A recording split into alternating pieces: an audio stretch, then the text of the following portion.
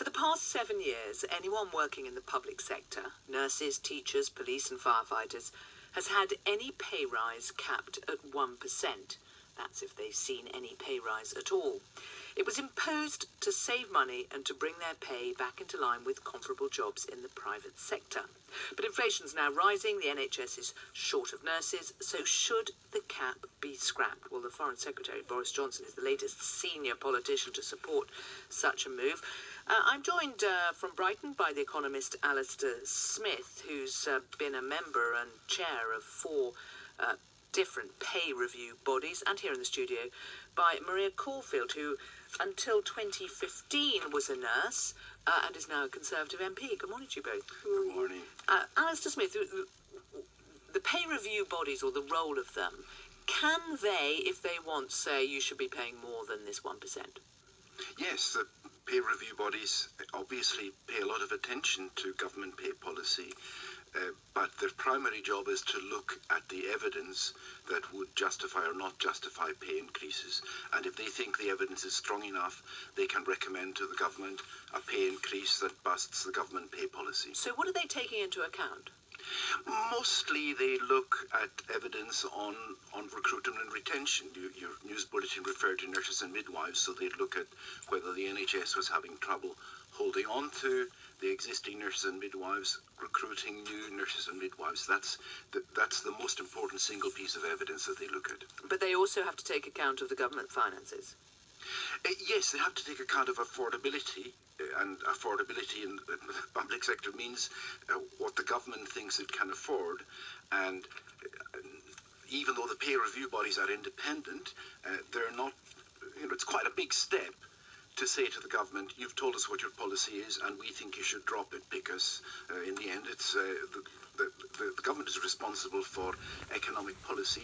But in the event that the evidence points strongly in one direction, it's open to a pay review body to say, we respect the government policy, but with respect, you think you should override it. And Maria Caulfield, the NHS pay review body, made some very strong comments last time they reported in March this year about the pressures within the NHS and the difficulty of having this cap.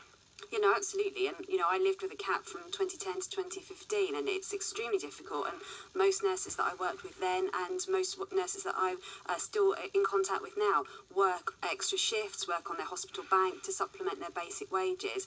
And it cannot be right, that when nurses are making life and death decisions on every single shift, that they are paid on average £26,000 a year when, say, an NHS manager is getting £45,000.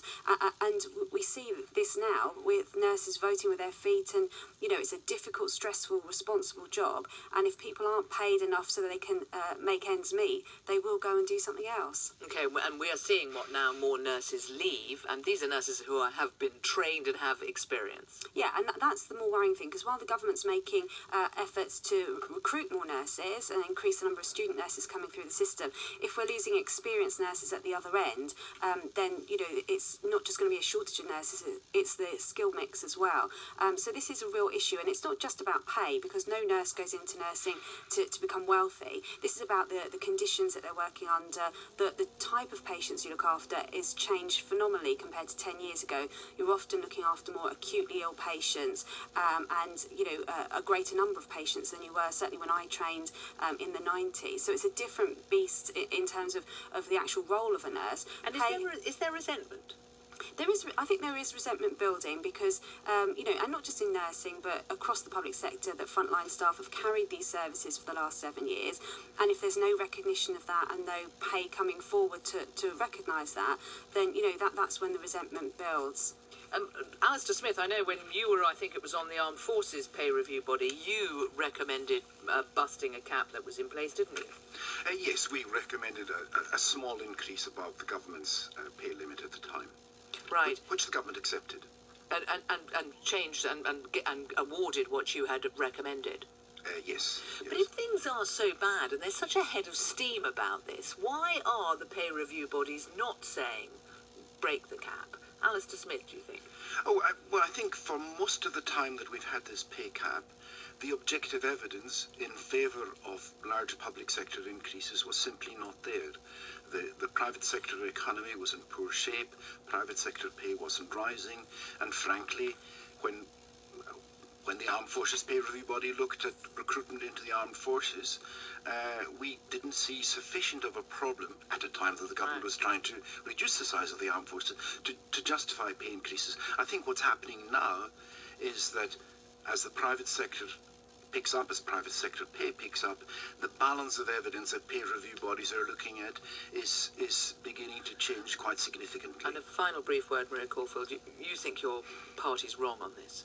No, I think they've got a very difficult decision to make. You know, we've still got a paying interest of £46 billion a year on the deficit, and to bring in a pay or release the cap would cost about £6 billion a year.